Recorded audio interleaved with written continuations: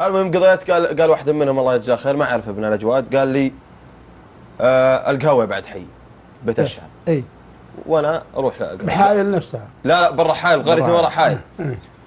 جاء الثاني قال القهوه بعد حي ولهم حاطين بيت الشعر برا يحطون ايوه. اي لا ضيوف. نعم والله. وقال الثاني القهوه بعد حي والثالث والرابع والله يا جماعه الخير اذن الفجر. يمسكون زرع. ايه يقول لك اذن الفجر. اذن الفجر. يقول لك اذن الفجر. صلينا الفجر عند واحد وهم كل ما ذا قال القهوه يا فلان بس يقول القهوه يمشي اللي بمجلس كلهم يلحقونه. لا اله الا. يجي الثاني القهوه يلحقونه على الدرب.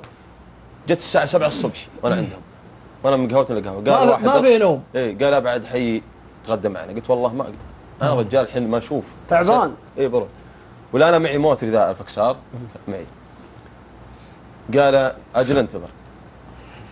قلت سم انا ما ادري ابن حلال وش يبي ولا الجيب الشاصي جاي مع خروفين ما يحتاج والجيب الثاني جاي يطعم مع خروف وهلكس جاي يطعم مع خروف لا يوم جاي يطعمه له 7. لا اله الا الله. قلت اصبر انا وين اودين ذا؟ قال حطهم بالدرج. قلت يا ابن الحلال وين احط بالدرج؟ المهم تجيب الدرج يملون الشنطه وراه ولا مهمة الحوض معي تستاهلهم يفعلونها. اي والله غريب سبحان الله. صور عندي هم يملون الشنطه ورا من الخلفان ويحطون بالمرتبه اللي وراه ويصير رديفي خروف. اهاجر انا وياهم سلطان وانا اطلع من الديره واروح لمحايل. قلت الحين ما اقدر انام بالفندق وانا تعبان بعد. قلت ما اقدر انام وخرفان بغمار. الله اكبر. قلت لازم امشي للقصيم وانا اخذ ملابسي طبعا وامشي القصيم. يوم جيت الخط من الطريق يكبسون ما تقدر تمشي.